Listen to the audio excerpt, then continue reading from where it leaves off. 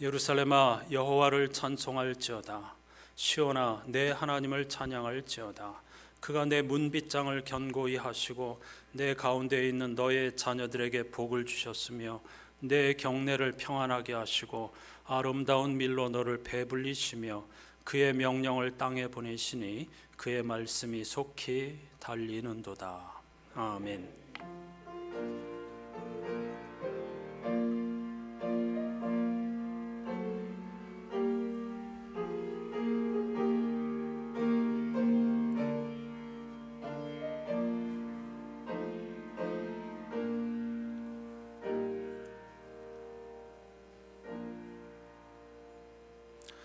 만물을 새롭게 하시는 하나님, 대림절로부터 시작된 2024-25년 영적 여정 세 번째 절기인 주현절 후 첫 번째 주일을 맞아 창조와 구원의 주 하나님 앞에 예배할 수 있는 은총을 베풀어 주심을 진심으로 감사드립니다.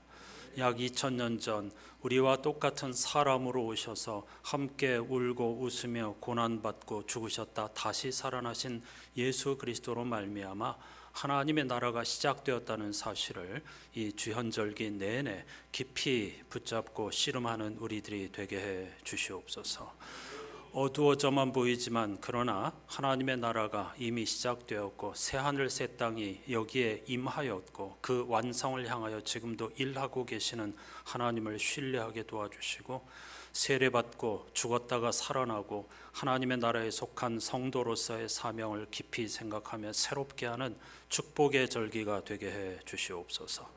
예수 그리스도의 이름으로 간절히 기원하옵나이다. 아멘.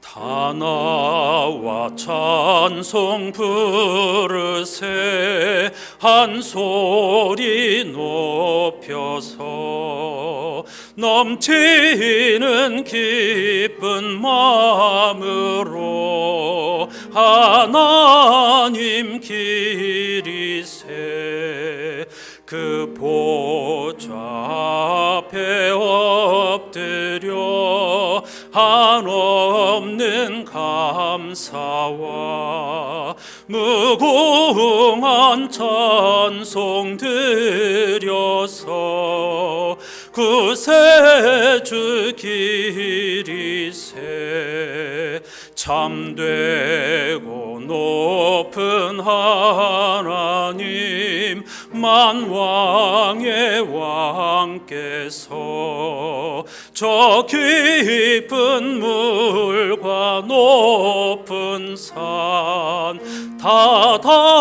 다스리시네.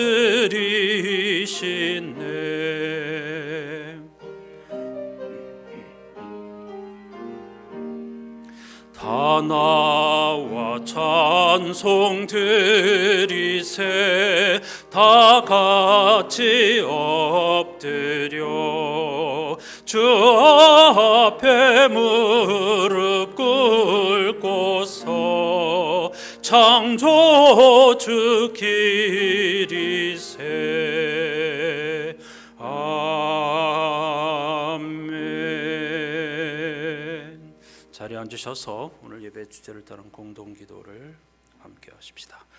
가난하고 소외된 이들의 주님, 부쩍 추워진 날씨를 힘겹게 이겨내야 할 모든 이들의 온기가 되어 주소서. 생계를 위해 추운 거리나 야외에서 일해야 하는 노동자들과 억울한 사정을 호소하기 위해 거리로 뛰쳐나온 이들과 함께 하소서. 독감을 비롯한 질병에 걸린 모든 이들과 몸보다 마음의 추위로 외롭고 힘든 하루하루를 보내는 이들과 함께 하소서.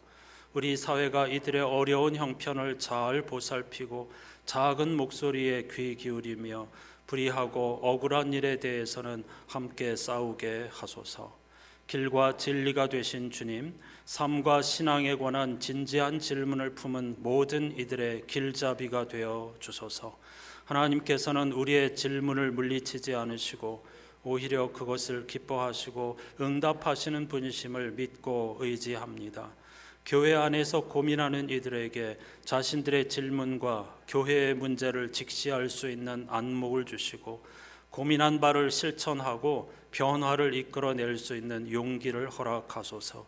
교회를 떠난 가난한 성도들에게도 복을 내려주시고 함께 고민할 수 있는 동료들과 질문을 풀어갈 수 있는 신앙의 장을 만나 길을 잃지 않게 하소서. 우리 주 예수 그리스도의 이름으로 기도합니다. 아멘. 회개의 기도를 드린다는 것은 방향을 돌이키게 해달라는 뜻입니다. 오늘 기도의 내용을 삶으로 살아낼 수 있게 해달라고 다 같이 침묵으로 기도하십시다.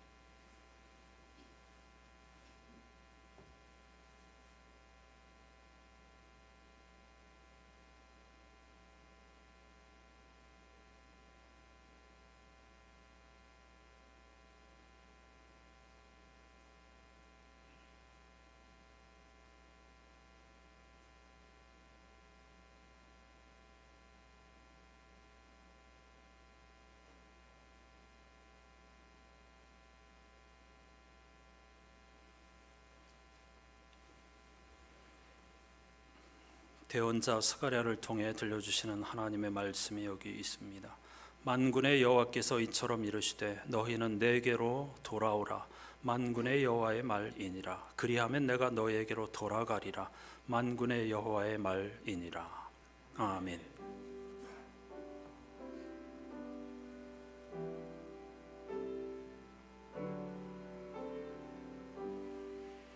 그리스도인들이 믿는 도리를 화면을 보시면서 사도신경으로 함께 고백하십시다. 나는 전능하신 아버지 하나님 천지의 창조주를 믿습니다. 나는 그의 유일하신 아들 우리 주 예수 그리스도를 믿습니다. 그는 성령으로 잉태되어 동정녀 마리아에게서 나시고 본디오 빌라도에게 고난을 받아 십자가에 못 박혀 죽으시고 장사된 지 사흘 만에 죽은 자 가운데서 다시 살아나셨으며 하늘에 오르시어 전능하신 아버지 하나님 우편에 앉아 계시다가 거기로부터 살아있는 자와 죽은 자를 심판하러 오십니다. 나는 성령을 믿으며 거룩한 공교회와 성도의 교제와 죄를 용서받는 것과 몸의 부활과 영생을 믿습니다. 아멘. 이번 주 성서일갑에 포함된 시편 29편을 교독합니다. 여호와여 내가 주께 부르짖으오니 나의 반석이여 내게 귀를 막지 마소서. 주께서 내게 잠잠하시면 내가 무덤에 내려가는 자와 같을까 하나이다.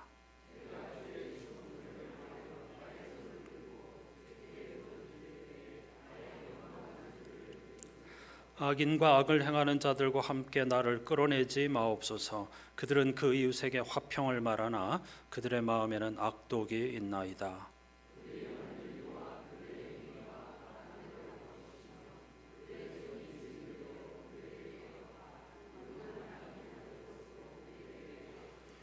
그들은 여호와께서 행하신 일과 손으로 지으신 것을 생각하지 아니하므로 여호와께서 그들을 파괴하고 건설하지 아니하시리로다.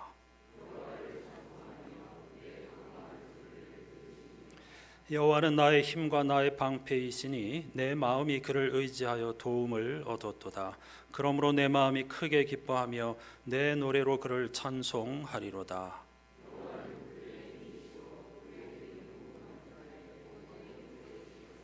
합니다. 주의 백성을 구원하시며 주의 산업에 복을 주시고 또 그들의 목자가 되시어 영원토록 그들을 인도하소서. 아멘.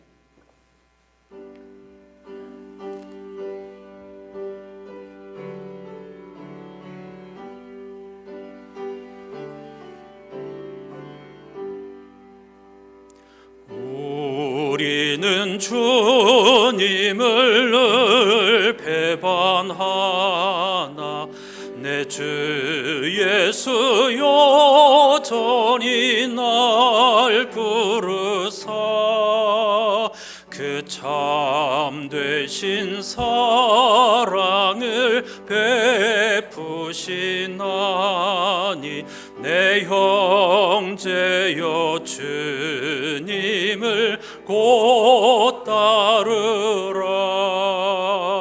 주 널 위해 빛내 주 널 위해 빛내 주 널 위해 빛내 항상 빛이네.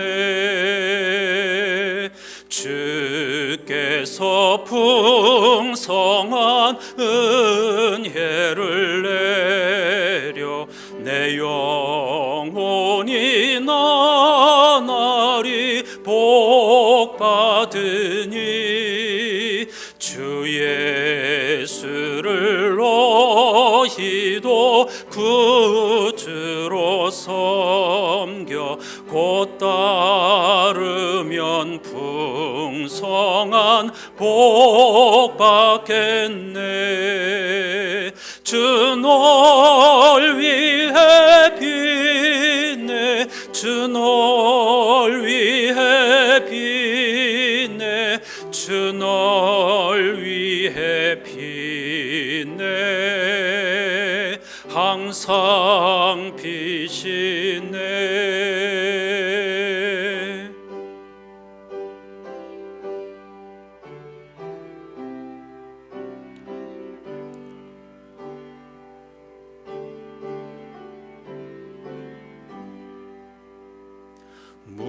무거운 짐 지고 애타는 인생 주 예수께 돌아와 곧 쉬어라. 내 주 예수 너희를 돌보실 때에 참 복락과 안위가 넘치겠네. 주 널 위해 빛내, 주 널 위해 빛내, 주 널 위해 빛내. 항상 빛이네.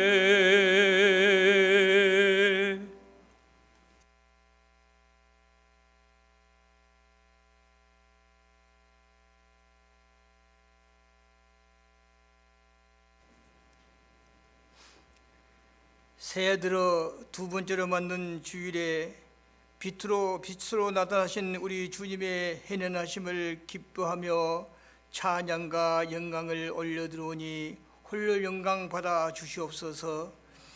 여기 모여 예배드리는 저희에게도 빛으로 살아갈 수 있도록 은혜를 주셨사오니 빛으로 주님을 바라보며 빛의 자녀로 살아갈 수 있는 저희 모두가 되게 하여 주옵소서.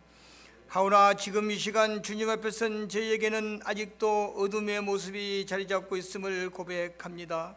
주님 빛의 자녀들이면서도 어둠의 자녀들처럼 살았던 저희의 삶을 용서하여 주시고 다시는 어둠의 그늘에서 서성이는 일이 없도록 이끌어 주시옵소서. 우리 모두가 올 한 해는 빛의 열매를 거둘 수 있게 하옵소서.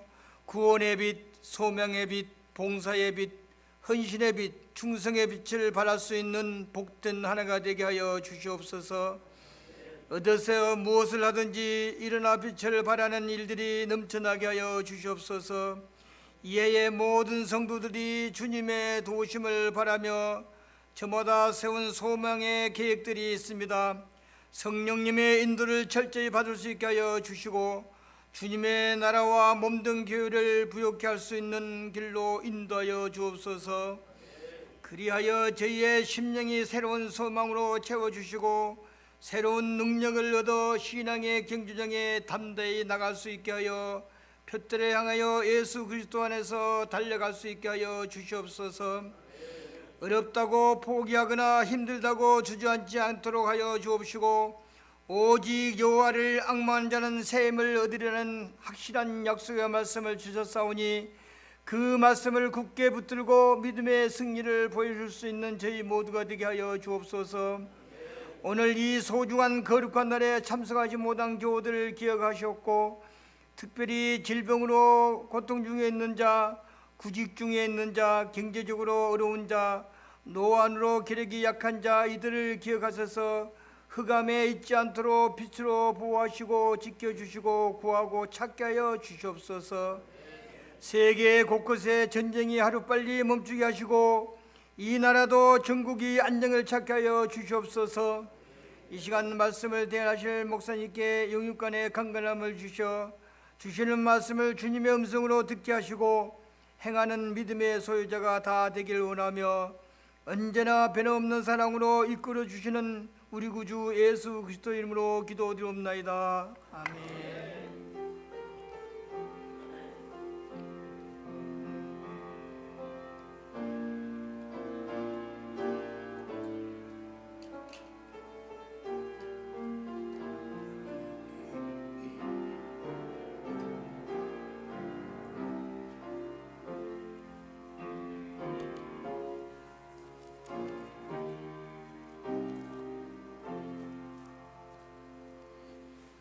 모두 자리에서 일어나셔서 오늘 우리에게 주시는 하나님의 말씀을 경청하겠습니다. 주연저로 첫 번째 주일에 주시는 하나님의 말씀은 신약성서 누가복음 3장 21절과 22절입니다. 메시지 성서로 읽겠습니다. 사람들이 모두 세례를 받은 뒤에 예수께서 세례를 받으셨다. 예수께서 기도하실 때에 하늘이 열리고 성령이 비둘기같이 그분 위에 내려오셨다. 성령과 더불어 한 음성이 들려왔다. 너는 내가 사랑으로 선택하고 구별한 내 아들, 내 삶의 전부이다. 아멘. 자리에 앉으시기 바랍니다. 오늘 영상으로 함께할 찬송 너는 내 것이라, 이사야 예언자가 들려준 말씀입니다. 오늘 본문과 연결되는 것이라서 선곡하였습니다. 함께 하십시다.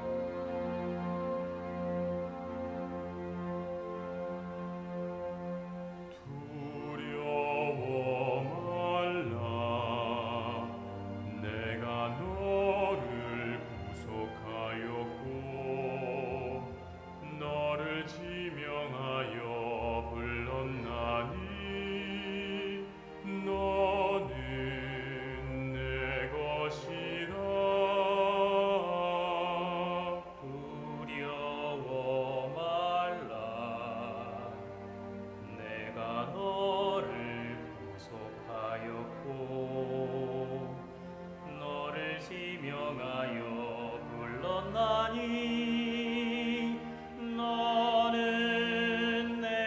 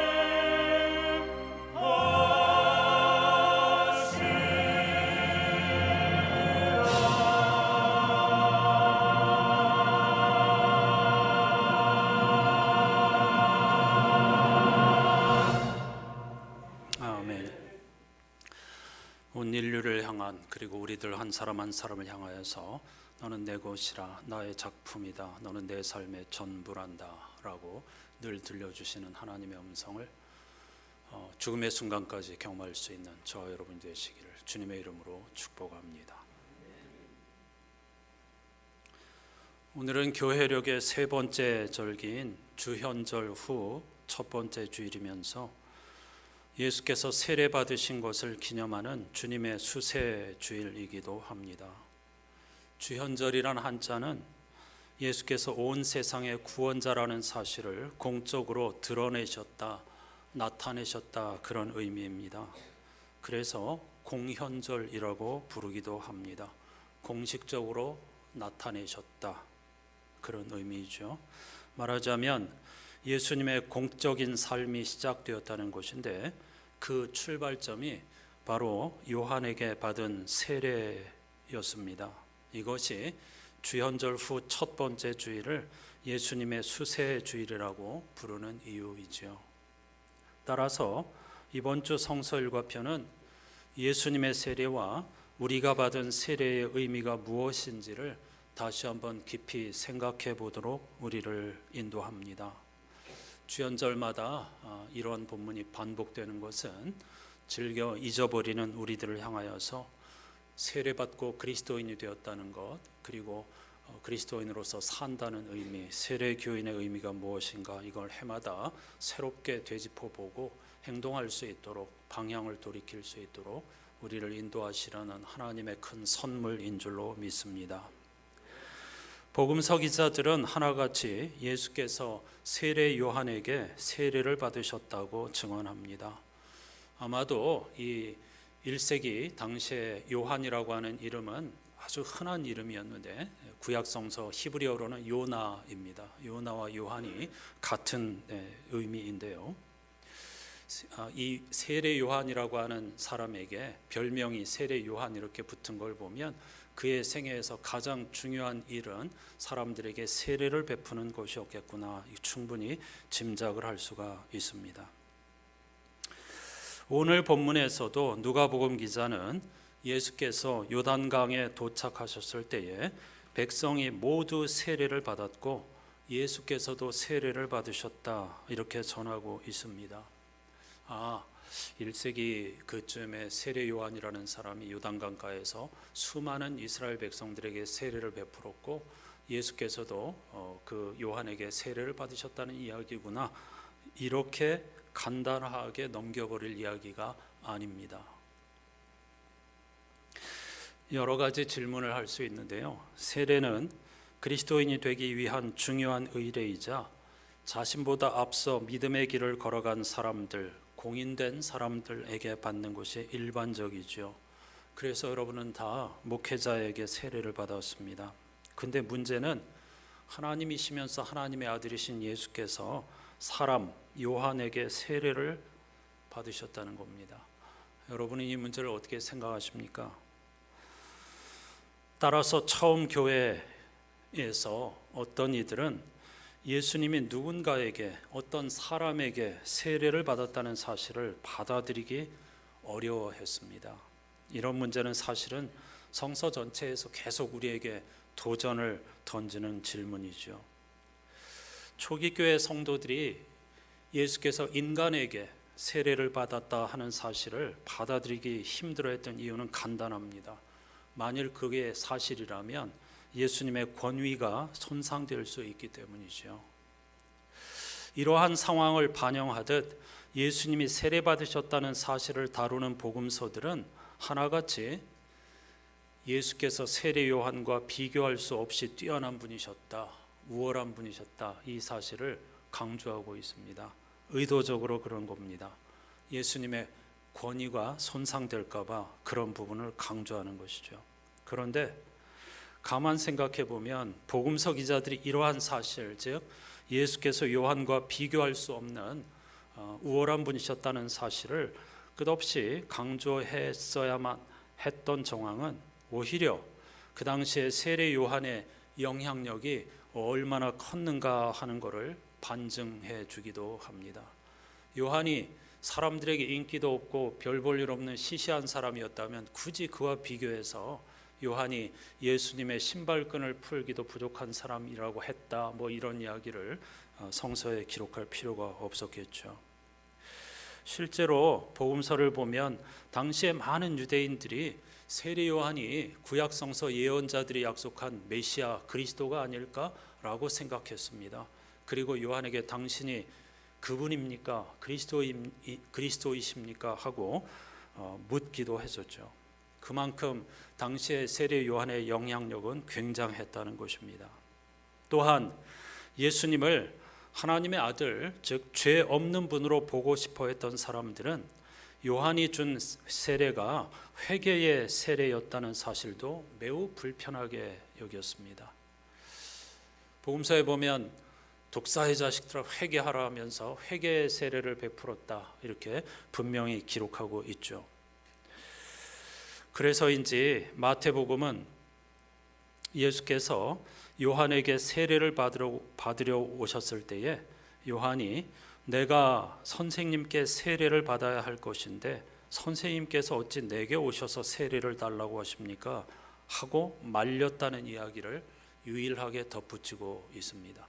복음서 기자들이 다 오늘 누가복음처럼 예수의 세례받은 사건을 기록하는데 마태복음 기자는 요한이 뜯어 말렸다, 이 사실을 부각시키고 있다는 것이죠.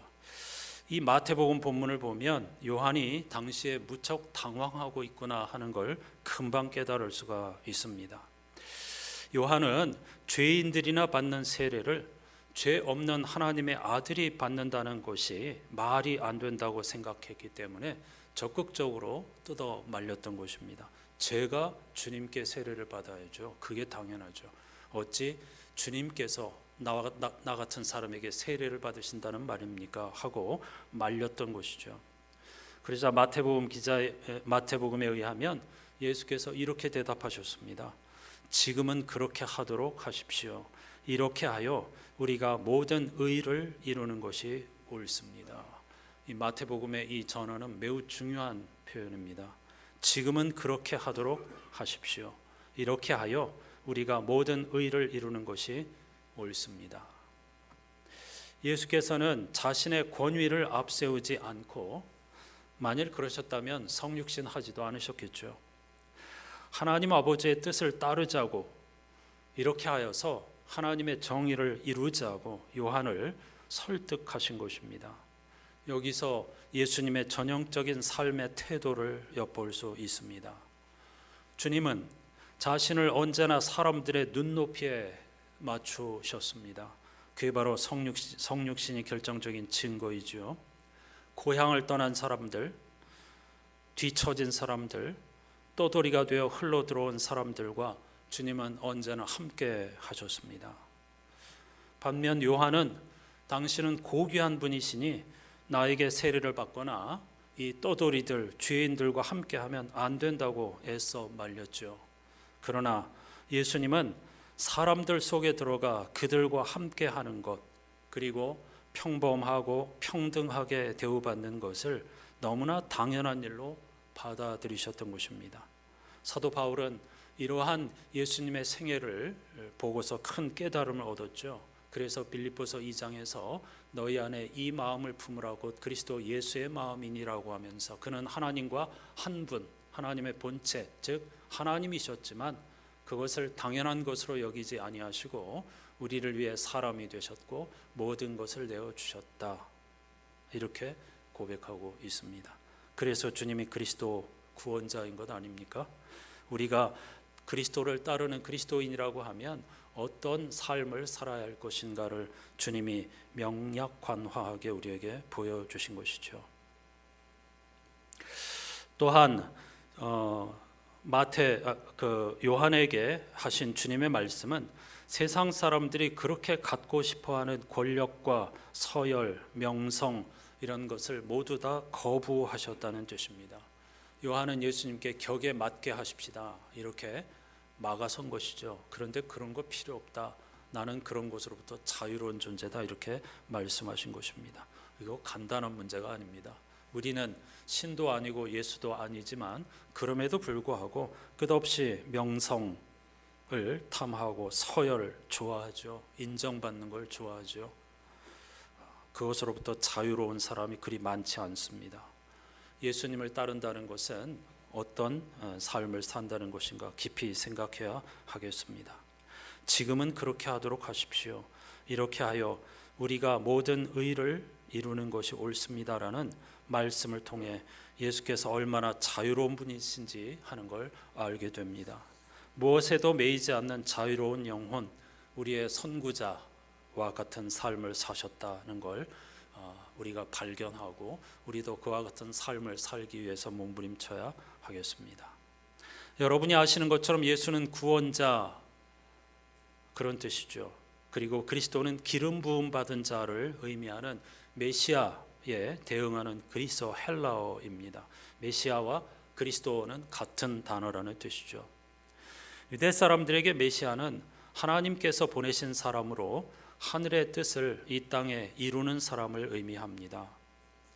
그런데 그런 의미에서 요단강가 수많은 무리 속에 예수께서 서서 세례를 받으셨다는 것은 바로 그 현장에 하나님의 구원이 시작되었다는 뜻이기도 합니다. 그래서 그 사건을 일컬어서 주현절이라고 부르는 것입니다. 이분이 그리스도이구나 하는 것을 온 세상 사람들에게 드러낸 사건이라는 것이죠. 또 예수님이 세례 받으신 후에 본격적인 활동, 그걸 사적 생애와 구분되는 30세부터 시작되는 공생애라고 말하죠. 그 본격적인 활동, 공생애를 시작하셨다는 사실은 이 예수님의 세례가 곧 그분이 메시아로 인정받는 의례의 성격을 가지고 있다는 사실도 우리에게 보여줍니다. 근데 문제는 우리가 생각하는 거룩은 언제나 속되고 더러우며 거리끼는 것을 제거하는 데 목표가 있다는 사실입니다. 그래서 요한도 예수님이 사람에게 세례 받으시겠다고 하는 것을 뜯어 말린 것이죠. 그런데 예수님의 세례를 통해서 보여주신 거룩은 우리가 속되다고 여기며 더럽다고 생각하고 차별하고 거리끼는 그 한복판으로 들어가서 하나님의 구원과 도움이 발생하도록 만들어내는 데 있습니다. 따라서 예수님은 하나님의 도움이 필요한 사람들 한가운데로, 그리고 절망한 사람들 한가운데로, 슬픔에 빠진 이들 한가운데로, 새로운 시작을 갈망하는 사람들 한가운데로 비집고 들어와서 세례받기를 자청하셨던 것입니다. 주님은 오늘도 이러한 차별의식과 편견으로 주저하는 우리에게, 주님이 사람에게 세례를 받으면 안 된다고 말리고 싶은 우리에게 이렇게 말씀하십니다. 지금은 그렇게 하도록 하십시오. 이렇게 하여 우리가 모든 하나님의 의를 이루는 것이 옳습니다. 사실 이러한 편견과 싸움이 그리스도인의 일생이라고도 할 수가 있겠죠. 우리는 이런 거룩에 대한 또는 구원에 대한 이런 여러 가지 인간 중심적인 생각에 사로잡혀 가지고 하나님을 말리는, 예수 그리스도를 뜯어 말리는 그런 삶을 살고 있는 것은 아닌가를 깊이 생각하면서 주님이 걸으셨던 그 길을 함께 걸어가는 우리들이 되어야 할 줄로 믿습니다. 그제서야 요한은 예수께 세례를 베풀었습니다. 세례를 받으신 예수께서 기도하시는데 복음서 기자들은 갑자기 하늘이 열리고 성령이 비둘기같이 내려와 예수의 머리에 임하였다, 이렇게 공통적으로 보도하고 있습니다. 이 장면은 예수님을 바라보는 복음서 기자들의 신앙 고백일 수도 있고 초기 교회의 신앙 고백일 수도 있습니다. 현장에서 보고 그걸 그대로 보도하는 것이 아니죠. 여러 가지 그 예수님에 관한 사건이 구전으로 전해져 내려오다가 100년가량 지난 후에 여러 사람들의 복음서 기자들이 그 사건을 기록한 것인데, 이와 같이 문학적인 방법으로 그때 하늘이 열리고 성령이 비둘기같이 내려왔다, 이런 식으로 표현하고 있는 것입니다. 그래서 이건 신앙 고백이라고 말씀드린 것입니다. 하늘이 열렸다는 것은 희망이 생겼다는 은유적인 표현이고, 비둘기의 등장은 당연히 노아의 홍수 사건을 떠올리게 합니다. 노아의 홍수 사건에서 또 비둘기의 역할이 무엇이었습니까? 홍수가 끝났다. 땅이 마르기 시작했다. 희망의 상징이죠. 하늘이 열리고 비둘기가 내려왔다 하는 것은 새로운 하나님의 나라가 시작되었다 하는 사실을 복음서 기자들이 문학적으로 멋지게 표현하고 있는 것입니다. 그런데 누가복음에는 다른 복음서와 달리 독특한 표현이 또 등장합니다. 그래서 복음서 4권이 다 필요한 건데요. 아까 마태복음은 요한이 말렸다 하는 사실을 보고하고 있고, 누가복음 기자는 유일하게 이 소리가 예수께서 기도하실 때에 소리가 들렸다 이렇게 표현하고 있습니다. 다른 복음서 기자들은 기도하실 때에 이런 소리가 들렸다 하는 사실을 이야기하지 않습니다. 어떤 소리입니까? 너는 내가 사랑으로 선택하고 구별한 내 아들, 내 삶의 전부란다. 메시지 성서의 번역입니다. 아주 많은 다양한 번역들을 참고했을 때에 메시지 성서가 적어도 이 본문에서는 가장 마음에 와 닿았기 때문에 제가 오늘 메시지 성서로 읽었는데요. 너는 내가 사랑으로 선택하고 구별한 내 아들, 내 삶의 전부란다 하는 음성이 들려왔습니다. 누가복음은 왜 성령께서 기도하는 중에 내려왔다 이걸 강조할까요? 기도하는 중에 성령이 내려오셨다는 장면은 역시 누가복음과 동일한 저자가 기록한 것으로 보이는 사도행전의 성령 강림 사건과 같은 울림을 줍니다. 누가가 이런 독특한 표현을 끊임없이 사용하고 있다는 걸 볼 수 있습니다. 누가복음 기자가 왜 기도와 성령을 연결했는지 오늘 사도행전을 본문으로 하는 그 성서 일과표에도 보면 사마리아 사람들에게 베드로와 요한이 와서 기도했을 때에 그들에게도 성령이 임하였다 이런 보도가 있습니다. 누가복음 기자는 끊임없이 기도와 성령 강림 이걸 연결하고 있습니다. 그게 독특한 신앙이라고 할 수 있는데 그 이유가 무엇인지, 또 예수께서는 세례를 받으시고 과연 어떤 기도를 하셨을까? 예수께서 기도하실 때에 성령이 하늘이 열리고 이런 소리가 들렸다고 기록하고 있는데, 주님은 세례 받으신 후에 어떤 기도를 하셨을까? 이런 것들도 여러분들이 각자 생각하고 질문을 던져보는 것도 성서 읽기에 매우 좋은 방법이라 생각됩니다. 너무 간단하게 생각하지 마시고 예수님이 과연 하나님이신 그분이 인간이 되셨는데 또 사람에게 세례를 받으셨는데 거기서 과연 무슨 기도를 하셨을까? 주님은 어떤 생각이셨을까? 그런 것들을 한번 깊이 생각해 보시면 좋을 것 같습니다. 성서 일과표 본문은요, 누가복음 복음서 본문에 17절과 21절 사이의 본문을 생략하고 있습니다. 16절까지 하고 그 다음 21절부터 이렇게 나오고 있는데요, 18절부터 20절은 어떤 기록이 포함되어 있느냐면 세례 요한이 감옥에 갇히는 기사가 있습니다. 왜 요한이 감옥에 갇혔습니까? 당시 왕이었던 헤롯의 부패와 타락을 정면으로 비판했기 때문입니다. 아무도 숨죽이고 잘못됐다고 이야기하지 못하고 있을 때에, 어쩔 수 없다고 체념하고 있을 때에 세례 요한은 그게 하나님을 향한 범죄이고 우리 민족을 향한 잘못이라고 고쳐야 한다고, 그의 부패와 타락을 정면으로 잘못했다고 비판했기 때문입니다. 누구도 권력자에게 쓴소리하지 못하고 숨죽이고 있었지만 요한은 정의로운 세상, 하나님의 정의와 공평이 강물처럼 흐르는 예언자들이 내다본 그런 세상을 위해서 자신의 목숨을 걸고 활동했다는 것이죠.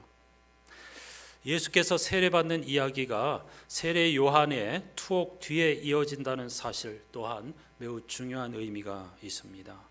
어쩌면 예수님의 기도는 정의로운 세상을 향한 투쟁이 요한의 죽음을 마지막으로 멈춰서는 안 된다고 하는 간절함과 더불어 이제는 자신이 활동을 시작할 때라는 결단과 관련이 있지 않았을까, 이렇게 짐작할 수 있습니다. 제가 조금 전에 주님이 무슨 기도를 드리셨을까 생각해 보는 게 좋겠다고 했죠. 중간에 생략된 본문을 미루어 보면은 세례 요한의 죽음을 안타까워하시면서 하나님의 정의, 하나님의 나라가 실현된다고 하는 것이 얼마나 어려운 것인가, 이제 내가 그 일을 위해서 세상에 왔으니 목숨을 던질 때로구나 하고 본격적으로 그분의 삶을 시작하기 위한 그런 간절한 기도를 드리시지 않았을까 짐작하게 됩니다. 눈여겨보고 싶은 구절이 있습니다. 그것은 오늘 누가복음 본문에서 백성이 모두 예수님과 함께 세례를 받았다는 21절 말씀입니다. 한두 사람이 아니고 그곳에 온 모든 사람들이 다 하나님 나라 복음을 듣고 적어도 형식적으로는 회개 세례를 받았다는 뜻입니다.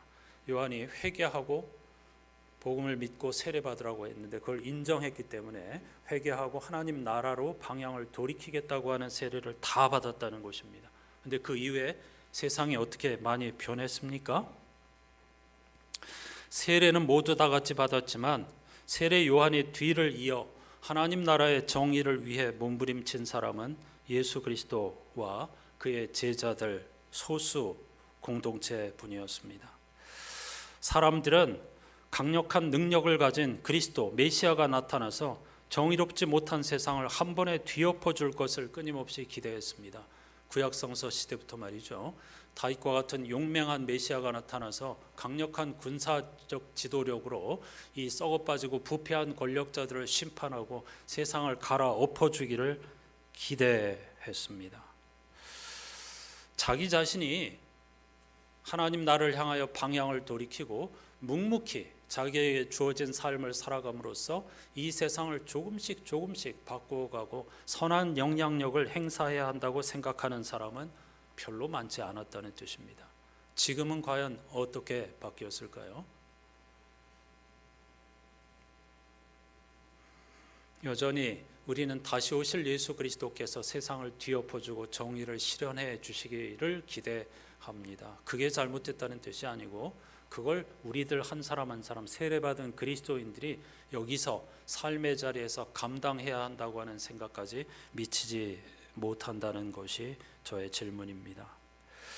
백성의 기대는 세례 요한에게서 예수님께로 또 다른 누군가에게로 계속해서 옮겨갈지 모르지만 어쩌면 백성이 기다리는 그리스도는 바로 그들 자신 속에 있는지도 모릅니다. 하나님은 세상을 단번에 바꿔줄 메시아를 보내기보다는 성도, 세례받은 그리스도인인 우리가 기도하면서 결단하기를 기다리시는 것이 아닐까 생각해 봅니다. 어느 때보다 어둡고 암울한 시기를 보내고 있습니다. 주님의 수세주의를 통해 우리들이 받은 세례의 의미를 다시금 새겨보고 새 마음 새 영으로 출발할 수 있어야 하겠습니다. 저는 오늘 본문에서 하늘에서 울려 퍼진 예수님을 향한 음성은 비단 예수님 한 분뿐만 아니라 모든 인류, 다시 말하면 저와 여러분 한 사람 한 사람을 향한 하늘의 음성, 하나님의 음성이라고 생각합니다. 예수께서는 그 원형이 되시는 것뿐이죠. 제1독서 이사야 43장에도 보면은요, 야곱아 너를 창조하신 주님께서, 이스라엘아 너를 지으신 주님께서 이렇게 말씀하신다. 내가 너를 속량하였으니 두려워하지 말아라. 내가 너를 지명하여 불렀으니 너는 나의 것이다. 이렇게 시작하는 말씀이 있습니다. 아까 이 본문으로 영상에서 함께 찬송을 했었죠. 너는 내 것이라고. 여기서 나는 한 개인이 아닙니다. 야곱아 이스라엘아라고 부르는 것에서 금방 알아챌 수 있듯이 이스라엘 민족을 향한 것인데, 그래서 우리가 이해하기 어려운 말씀도 나옵니다. 1독서 3절에 보면은 내가 이집트를 속량물로 내어줘 너를 구속 즉 구원하겠고 너 대신에 에티오피아와 스바를 내주겠다, 이렇게 말씀하고 있습니다. 이런 말씀들을 잘 알아들으셔야 됩니다. 하나님께서 이스라엘 백성들만 사랑하시고 대신 이집트라든가 에티오피아 당시에 주변에 있던 강대국들을 버리시고 제물로 사용하셨단다, 이렇게 이해하시면 큰일 나는 겁니다. 근원적인 악의 세력을 심판하시겠다는 뜻이고, 이스라엘이 무슨 자격이 있어서 특별히 사랑하고 구원하신다는 것이 아니고 그들을 모델로 삼아서 우리 모든 인류를 다 구원하시겠다는 하나님의 위대한 역사, 섭리에 대한 약속의 말씀입니다. 따라서 야곱아 이스라엘을 할 때는 마찬가지로 모든 민족, 모든 인류, 모든 개인을 향한 말씀으로 읽어야 하는 것입니다. 너는 내 사랑하는 아들이고 내 삶의 전부란다 하는 말씀도 역시 예수 그리스도뿐만 아니라 우리들 한 사람 한 사람과 모든 인류를 향하신 하나님의 말씀이라는 것을 반드시 알아들어야 하겠습니다. 이런 사실을 깨달은 사도 바울은 예수님을 마지막 아담이라고 했습니다. 고린도전서 15장에 보면 첫사람 아담은 우리를 죽음으로 이끌어갔지만은 마지막 아담은 죽은 사람 가운데서 다시 살아나셨고 우리들도 역시 그와 같이 될 거라고 약속하고 있습니다. 그러면서 그리스도 안에서 우리가 바라는 것이 이 세상에만 해당되는 것이라면 우리는 모든 사람 가운데서 가장 불쌍한 사람일 거라고 했습니다. 이거 아주 중요한 말씀인데요. 우리가 그리스도인으로서 신앙생활하면서 바라고 원하는 것이 이 세상의 가치에 해당되는 것뿐이라면, 즉 세상 사람들이 원하고 바라는 것들만 예수님의 능력을 힘입어서 바란다면, 부귀영화, 명성, 높은 자리에 앉는 것, 장수하는 것, 이런 것들, 죽지 않는 것, 이런 것들만 바란다면 우리는 세상 모든 사람 가운데서 가장 불쌍한 사람이라고 했습니다. 무슨 의미일지 깊이 생각해 봐야 합니다. 그리스도께서 죽은 사람들 가운데서 살아나셔서 잠든 사람들의 첫 열매가 되셨다고 했습니다. 우리가 주님을 따르는 삶을 살아야 한다는 뜻입니다. 첫사람 아담은 생영, 산영이 되었다고 한 것처럼 마지막 아담인 예수님은 생명을 주시는 영이 되셨다라고 사도 바울은 우리에게 선포하고 있습니다. 즉 예수님을 따르고 세례받은 그리스도인인 우리들은 생명 충만한 삶을 살면서 예수 그리스도의 가치를 따라 실현하는 삶을 살아야 한다는 뜻이겠죠. 주보에 소개한 책은 세례를 주제로 하는 책입니다. 윌리엄 윌리몬이라고 하는 글쓴이가 이렇게 이야기합니다. 세례를 받는 것은 끝이 아닙니다. 세례는 주님과 함께 걷는 평생에 걸친 순례의 시작이며 평생 이어질 주님과 나누는 대화의 도입부일 뿐입니다. 그것은 평생에 걸쳐 이루어지는 회심 과정, 죽는 날까지 끝나지 않는 성숙의 과정입니다. 이 여정은 우리에게 먼저 다가오신 주님의 영원한 팔에 안전하게 안기는 날까지 계속됩니다 라고 말이죠. 주보에 실어놓은 문장들을 한번 꼼꼼히 읽어보시기를 권해드리고요. 오늘 주님의 수세주의를 맞아서 아주 오래전에 저와 여러분들은 세례를 받았습니다. 수십 년 전에. 그건 끝이 아니고 시작입니다. 주님이 걸으셨던 길을 죽을 때까지 걷겠다는 약속과 다짐인 것이죠. 구별된 삶을 살겠다고 약속했던 것입니다. 성령을 받았다는 말, 세례받고 성령을 선물로 받았다는 말은 예수 그리스도를 통해서 우리의 인생이 새로운 차원으로 세상 가치를 추구하는 그런 삶이 아니고 하나님의 나라를 추구하는 새로운 차원으로 변화되었다는 뜻입니다. 어떤 방언을 하고 신비로운 뜨거운 체험을 하고 그런 뜻이 전혀 아닙니다. 삶의 차원 자체가 달라진 것, 그걸 누구든지 그리스도 안에 있으면 새로운 피조물이라고 하는 것입니다. 형식적인 종교인에서 주님의 삶을 따라가는 그리스도인이 되는 것, 그걸 성령을 받았다고 표현합니다. 이런 변화를 가리켜서 성서 기자들은 회개라고 말하는 것입니다. 주연절 하나님께서 주시는 말씀을 톱아보면서 예수 그리스도의 삶, 그가 추구하셨던 것들을 한 걸음씩 한 걸음씩 따라가면서 작은 예수, 우리가 바라던 메시아의 그런 삶을 우리의 삶의 자리에서 실현하는 안산교회 교우 여러분들 다 되시기를 주님의 이름으로 축복합니다. 293장 주님의 사랑, 주님의 은총, 주님의 생명력이 우리에게 펼쳐질 때에 우리 마음에 큰 평화와 기쁨이 넘쳐나게 될 줄을 믿습니다.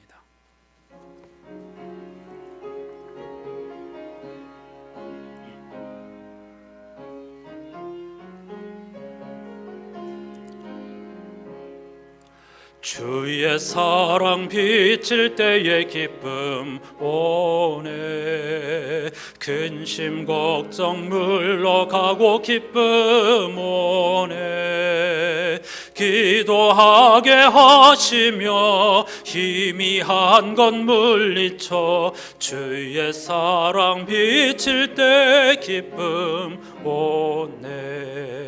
그 큰 사랑 내 마음속에 충만하게 비칠 때에 찬송하네. 그 큰 사랑 내 마음속에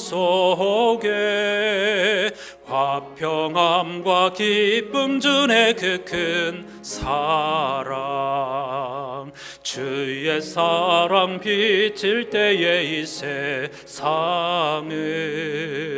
아름답고 활기차게 다 변하네.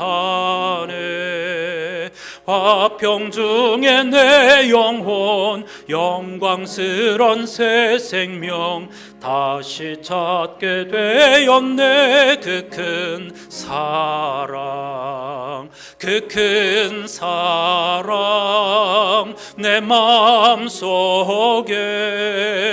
충만하게 비칠 때에 찬송하네. 그 큰 사랑 내 마음속에 화평함과 기쁨 주네. 그 큰 사랑 주의 사랑 비칠 때에 이 세상은 어둠 슬픔 중한 짐이 다 사라져 우리들의 가는 길 밝히 비춰주시며 복을 받게 하시네. 그 큰 사랑 그 큰 사랑 내 마음속에 충만하게 비칠 때에 찬송하네. 그 큰 사랑 내 마음속에 화평함과 기쁨 주네. 그 큰 사랑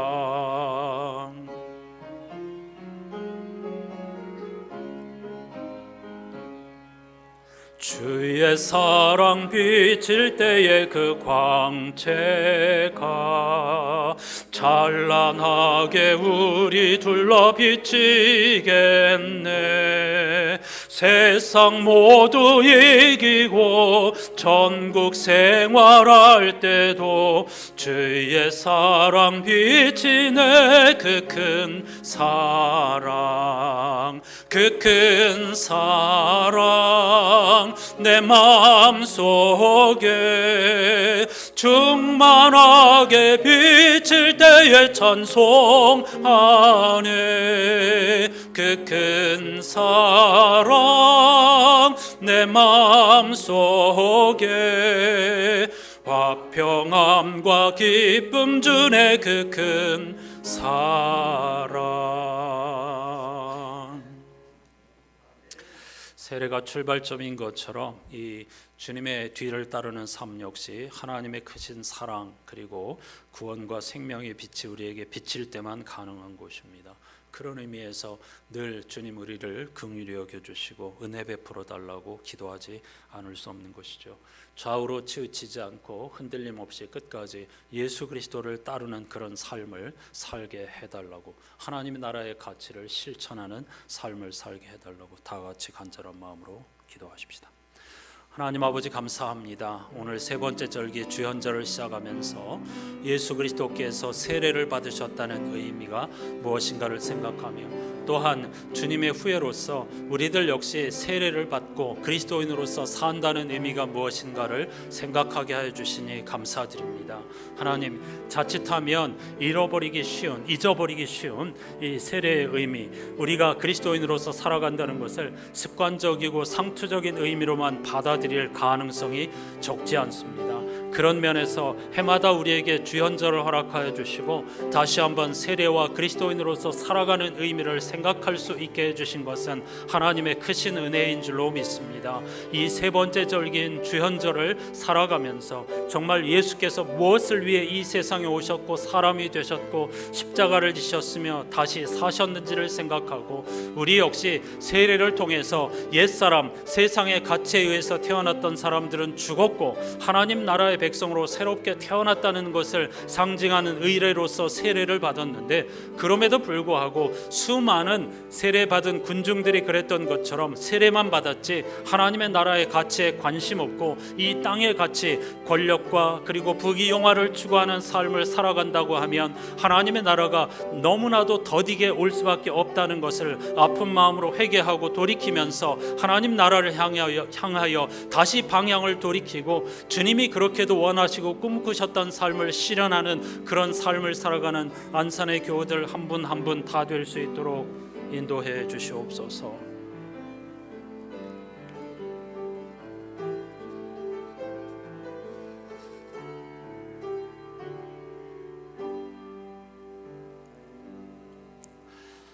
하나님 감사합니다. 벌써 세 번째 절기 주현절이 시작되었습니다. 예수께서 세례를 받으시고 공생애를 시작하셨다는 것을 기억하는 절기인데, 예수께서 그 공생애를 무엇을 위해 집중하셨는가? 하나님 나라에 집중하셨습니다. 그것 때문에 주님이 오셨고 우리와 똑같이 세례를 받으셨던 것이죠. 우리도 주님을 따라 세례받고 그리스도인 주님의 후예가 되었습니다. 그런데 누가복음 기자는 모든 백성이 세례를 받았지만 예수의 길을 걷지는 못했다고 우리에게 들려주고 있습니다. 뼈아픈 질문인데, 우리는 과연 아주 오래전에 세례를 받고 그리스도인이라고 하는 이름으로 살고 있지만 여전히 세상의 가치에 헌신하고 있는 것은 아닌지 깊이 돌아보고 방향을 돌이킬 수 있는 그런 주현절이 되게 해 주시옵소서. 세례는 옛사람, 이 세상의 가치에 물든 사람이 죽고 하나님 나라 백성으로 새롭게 태어나는 것을 상징하는 거룩한 의례입니다. 그럼에도 불구하고 세례받은 그리스도인으로서 여전히 부귀영화와 장수와 먹을 것 마실 것 입을 것만을 추구한다고 하면 사도 바울이 우리에게 들려준 말씀처럼 이 세상에서 그리스도인이야말로 가장 불쌍한 사람이 아닐 수 없다는 이 말씀 깊이 되새기는 우리들이 되게 해 주시옵소서. 주님의 본을 따라서 우리도 하나님의 정의와 하나님의 그 공의가 강물처럼 흐르는 세상을 만들기 위해서 내가 있는 자리 일상에서 최선을 다하게 도와주시고, 함부로 차별하거나 혹은 사람들, 소외된 사람들을 당연한 것으로 여기지 않고 주님이 그러셨듯 그 한복판으로 들어가서 평화 세상을 만들어가는 일에 헌신하는 안산의 교우들이 되게 해 주시옵소서. 그럴 때라만이 우리가 간절히 기도하는 하나님의 나라가 한 걸음 더 가까이 오게 될 줄로 믿습니다. 오늘부터 시작하는 주연절기에 이와 같이 예수 그리스도께서 도대체 무엇 때문에 세상에 오셨고 어떤 삶을 사셨는가를 말씀을 통해서 돌아보면서 우리 역시 그 말씀을 실행하고 살아내는 믿음의 사람들이 되게 해 주시옵소서. 하나님, 오늘 또 모든 것이 주님의 은총임을 고백하며 드리는 귀한 예물을 받아 주시옵소서. 그리고 건강의 문제, 경제의 문제, 자녀의 문제, 관계의 문제, 심리의 문제로서 고통당하는 이들에게 따뜻하고 한없이 자비로우신 예수 그리스도의 구원의 은총이 임하는 한 주간이 되게 해 주시옵소서. 예수 그리스도의 이름으로 간절히 기도하옵나이다. 아멘.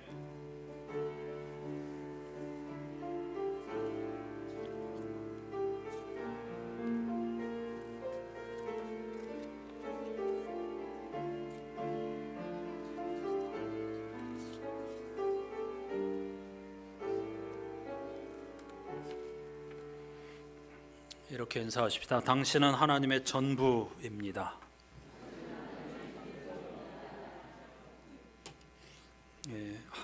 예수께 들린 하늘의 음성을 통해서 하나님께서 우리들 한 사람 한 사람을 얼마나 귀하게 여기시는가를 꼭 생각하시고 죽음의 순간까지 그 하나님의 품 안에서 복되게 살아가는 우리들이 되어야 할 줄로 믿습니다. 오늘 예배 후에 그 권사회 원래회로 모이는데요. 그 1인 1봉사 금년 연초에 이제 실천할 것인데 그것을 준비하는 모임을 함께 갖도록 하겠습니다. 그 안수 집사님들과 또 자치회 임원들, 권사회 모두 함께 모여가지고 이제 곧 실행하게 될 1인 1봉사에 관한 의견을 교환해 주시고 잘 준비해 주시기를 부탁드립니다.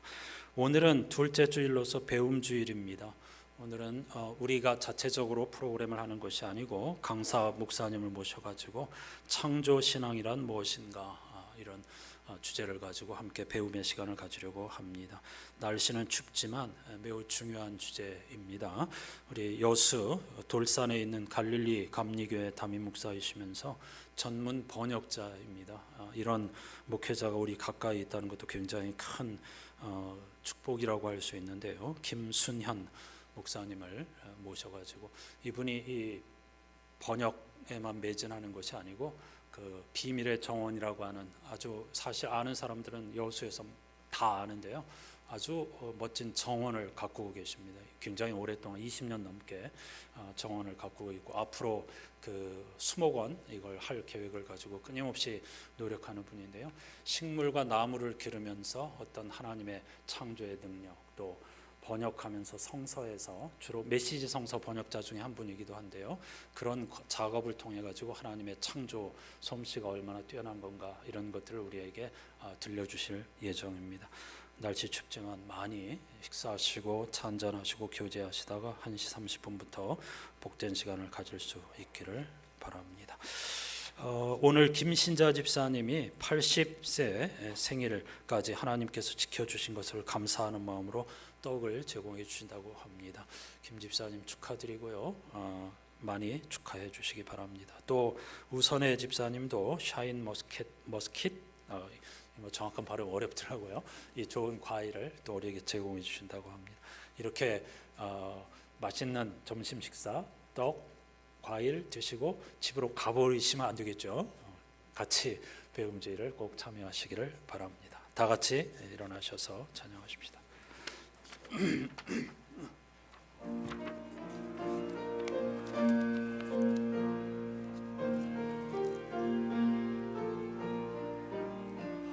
어려워 낙심될 때에 주 너를 지키리. 위험한 일을 당할 때 주 너를 지키리. 주 너를 지키리. 아무 때나 어디서나 주 너를 지키리. 늘 지켜주시리. 주 너를 지키리. 아무 때나 어디서나 주 너를 지키리. 늘 지켜주시리.